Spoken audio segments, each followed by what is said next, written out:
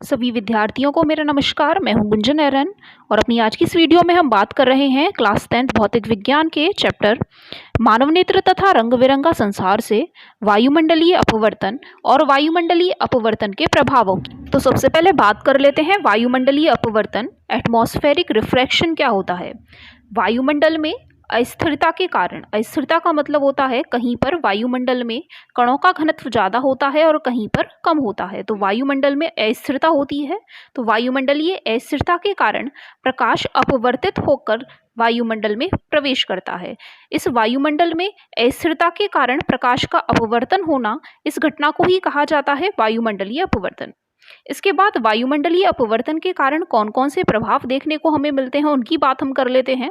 इनमें सबसे ज़्यादा इम्पोर्टेंट जो इफेक्ट देखने को मिलते हैं उनमें है, गर्म वायु में से होकर यदि हम वस्तु को देख रहे हैं तो उसकी आभासी स्थिति जो होती है वह हमें परिवर्तित होती प्रतीत होती है। दूसरा है तारों का टिमटिमाना। नंबर 3 अग्रिम सूर्योदय तथा विलंबित सूर्यास्त। और नंबर 4 होता है तारों की आभासी स्थिति। ये 4 हमें मेन रूप से यहाँ पढ़ने हैं। तो सबसे पहले बात कर लेते हैं नंबर फर्स्ट पॉइंट की, गर्म वायु में से होकर देखने पर वस्तु की आभासी स्थिति का परिवर्तित होना। यदि हम गर्म वायु में से होकर, मतलब कि यदि कहीं पर अग्नि प्रज्वलित हो रही है, कहीं पर आग लगी हुई है, उसके पीछे की वस्तुओं को यदि हम देख रहे होते हैं तो वह हमें थोड़ी हिलती जुलती सी प्रतीत होती हैं। आग के तुरंत ऊपर की जो वायु होती है अपने ऊपर की वायु की तुलना में थोड़ी गर्म हो जाती है, और जो गर्म वायु होती है वह ठंडी वायु की तुलना में कम सघन होती है, यानी कि हल्की होती है। इसीलिए इसका अपवर्तनांक भी ठंडी वायु की अपेक्षा में थोड़ा कम ही होगा, क्योंकि जो हल्का है उसका अपवर्तनांक भी कम ही रहेगा। अब क्योंकि जब अपवर्तनांक अलग अलग हो गया है, जब भी प्रकाश एक माध्यम से दूसरे माध्यम में प्रवेश करता है, माध्यमों का मतलब है जब एक अपवर्तनांक से उससे अलग दूसरे अपवर्तनांक वाले माध्यम में कोई भी प्रकाश गमन कर रहा होता है, तो अपवर्तनांक यदि बदल रहा है तो भौतिक अवस्थाएं भी वहां स्थिर नहीं रहेंगी। इसीलिए जब भी हम गर्म वायु में से होकर के किसी भी वस्तु को देख रहे होते हैं तो उसकी जो स्थिति होती है वह हमें थोड़ी परिवर्तित होती प्रतीत होती है, वह थोड़ी हिलती डुलती सी हमें प्रतीत होती है, क्योंकि एक जगह वहाँ ठंडी वायु है और दूसरी जगह गर्म वायु है। इसीलिए जब भी प्रकाश ठंडी वायु में से गर्म वायु में प्रवेश कर रहा होगा तो प्रकाश अपवर्तन के कारण, वायुमंडल में अपवर्तन हुआ प्रकाश का, इसके कारण उसकी जो स्थिति है वह प्रारंभिक स्थिति से थोड़ी परिवर्तित होती हुई हमें प्रतीत हो रही होगी। इसका दूसरा प्रभाव हमें पढ़ना है तारों का टिमटिमाना। तारे पृथ्वी से बहुत अधिक दूरी पर स्थित होते हैं, तो जो दूर स्थित तारे होते हैं वह हमें प्रकाश के एक बिंदु स्रोत के रूप में प्रतीत होते हैं, क्योंकि बहुत दूर होने के कारण उनका जो आकार होता है वह बहुत छोटा दिखाई देता है और वह प्रकाशित वस्तुएं भी हैं। इसीलिए यह प्रकाश के एक बिंदु स्रोत की तरह, पॉइंट सोर्सेज की तरह हमें प्रतीत होते हैं। अब क्योंकि तारों से जो प्रकाश किरणें आ रही होंगी वह वायुमंडल में थोड़ा थोड़ा अपवर्तित होकर के आ रही होंगी, क्योंकि वायुमंडल में कहीं पर अपवर्तनांक ज़्यादा होता है, कहीं पर कम होता है। इसीलिए तारों से जो प्रकाश किरणें आ रही होंगी उनका रास्ता थोड़ा थोड़ा परिवर्तित भी हो रहा होगा और इसीलिए उनकी आभासी स्थिति भी धीरे धीरे बदलती आ रही होगी। इसीलिए जब हमारी आंखों में तारों से आने वाले प्रकाश की मात्रा आती है तो वह थोड़ी झिलमिलाती हुई सी हमें प्रतीत होती है, क्योंकि कभी कभी तारा अधिक चमकीला प्रतीत होता है, कभी कभी धुंधला प्रतीत होता है, क्योंकि वह वायुमंडलीय अपवर्तन की स्थिति को पार करते हुए आ रहा है। इसीलिए कभी कभी वहां से आने वाले प्रकाश की मात्रा ज़्यादा होती है और कभी कम होती है। इसीलिए तारा अभी कभी कभी हमें चमकीला और कभी कभी धुंधला प्रतीत होता है, जिसी को ही कहा जाता है तारों का टिमटिमाना। तो यही होता है टिमटिमाहट का प्रभाव। तारों क्यों टिमटिमाते हैं, यही उसका कारण है। इसके बाद हमें नंबर 3 में पढ़ना है अग्रिम सूर्योदय तथा विलंबित सूर्यास्त। सबसे पहले जान लें कि इसका मतलब क्या होता है।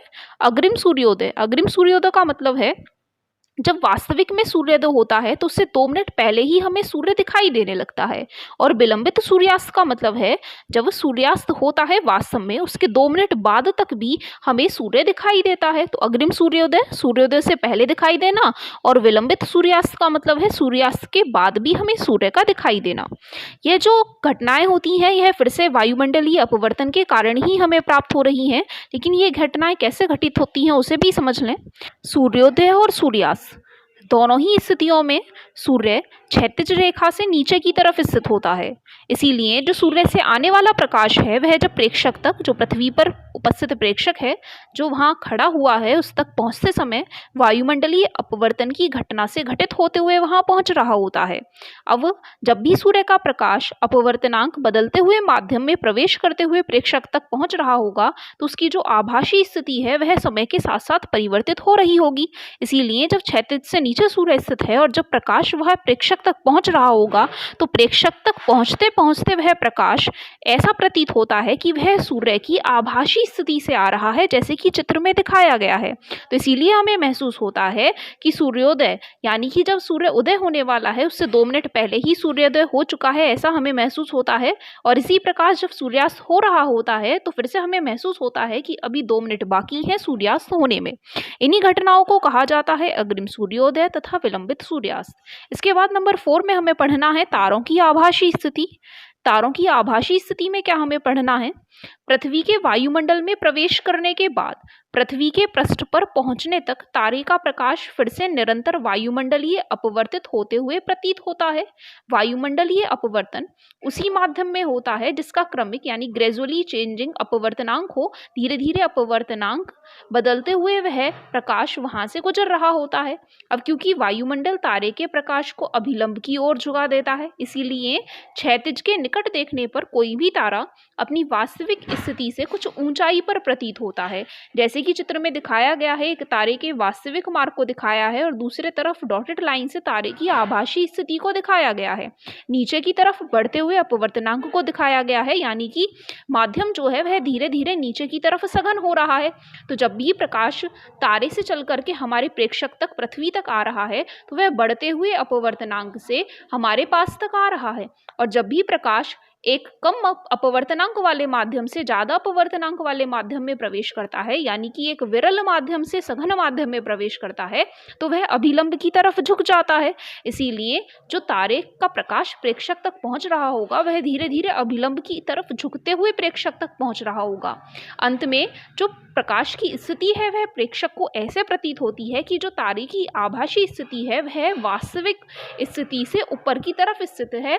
ऐसा महसूस होता है कि जो प्रकाश है अब तारे की आभासी स्थिति से आ रहा है। तो यही होता है तारे की आभासी स्थिति को प्राप्त कर लेना, तारे की आभासी स्थिति का हमें प्राप्त होना।